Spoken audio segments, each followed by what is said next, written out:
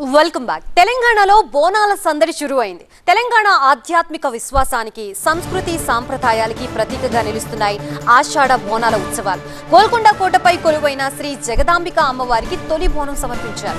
ఈ బోనాల సంబరాలు నేటి నుంచి నెల రోజుల పాటు కొనసాగుతాయి. బోనాల ఉత్సవాల్లో మంత్రులు కొండా సురేఖ, పొన్నం ప్రభాకర్ తో పాటు పలువురు ప్రజాప్రతినిధులు పాల్గొన్నారు. ఈ సందర్భంగా ప్రభుత్వం తరపున అమ్మవారికి పట్టు వస్త్రాలు సమర్పించి ప్రత్యేక పూజలు చేశారు. బోనాల వేడుకలకి ప్రభుత్వం 20 కోట్ల రూపాయలు కేటాయించిందన్నారు మంత్రి కొండా సురేఖ.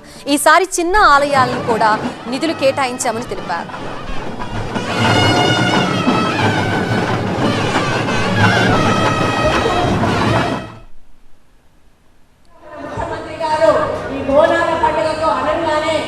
మనకు బడ్జెట్లోనే 20 కోట్ల రూపాయలు కేటాయించడం జరిగింది. ఇంకా అదనంగా కూడా వాళ్ళు కొంత డబ్బు ఇస్తామని చెప్పడం జరిగింది. కాబట్టి ఈసారి చిన్న చిన్న దేవాలయాలకు కూడా ఖర్చుల నిమిత్తం మేము ప్రభుత్వం నుంచి డబ్బులు ఇవ్వడం కూడా జరుగుతుంది. ఈ ప్రభుత్వం వచ్చిన తర్వాత ప్రతి పండుగను కూడా అంగరంగ వైభవంగా జరుపుకుంటున్నాం. మనము 2 సమ్మక్క జాతరలు కూడా ఎంత బాగా చేసుకున్నాము. 2 సరస్వతి పుష్కరాలు చేసుకున్నాము. రేపు గోదావరి పుష్కరాలు చేసుకోబోతున్నాము.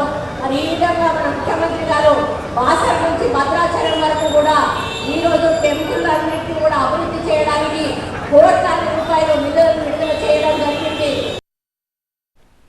గోల్కొండ బోనాల జాతరలో బీజేపీ ఎంపీ ఈటెల రాజేందర్ పాల్గొన్నారు. గోల్కొండ జగదాంబిక అమ్మవారికి ప్రత్యేక పూజలు చేశారు.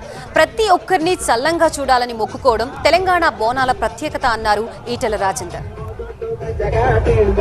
వర్షాకాలం మొదలైన తర్వాత ఆషాఢ మాసంలో తెలంగాణ రాష్ట్రంలో తొలి బోనం మా కుమ్మర సమాజం, మా ఆడబిడ్డలు గోల్కొండ అమ్మవారికి సమర్పించిన తర్వాత లష్కర్ బోనాలపేట హైదరాబాద్ నగరంలో ప్రతి గల్లీలో, ప్రతి ఇంట్లో ఈ బోనం సమర్పించబడుతుంది. ఆ తదుపరి గ్రామీణ ప్రాంతాల్లో కూడా ఈ బోనాన్ని సమర్పించుకునే ఆనవాయితీ కొన్ని వందల సంవత్సరాలు కొనసాగుతుంది. అమ్మవారికి బోనం సమర్పించే క్రమంలో ప్రజలందరూ కూడా మొక్కుకునే ఏకైక మొక్కు, అమ్మ పిల్లల్ని, పెద్దవాళ్ళని, మమ్మల్ని చల్లగా చూడండి, గొప్పగా జీవించే భాగ్యం కలిగించండి.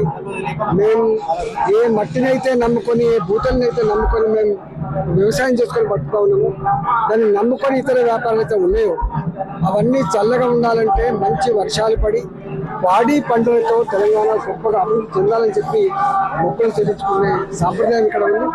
ఈ సాంప్రదాయాన్ని వందల సంవత్సరాలు గడిచినా కూడా రాబోయే తరాలకు కూడా సజీవంగా ఉంటుంది. ప్రయత్నంలో భాగమే ఈ గోల్కొండ బోనాల జాతర.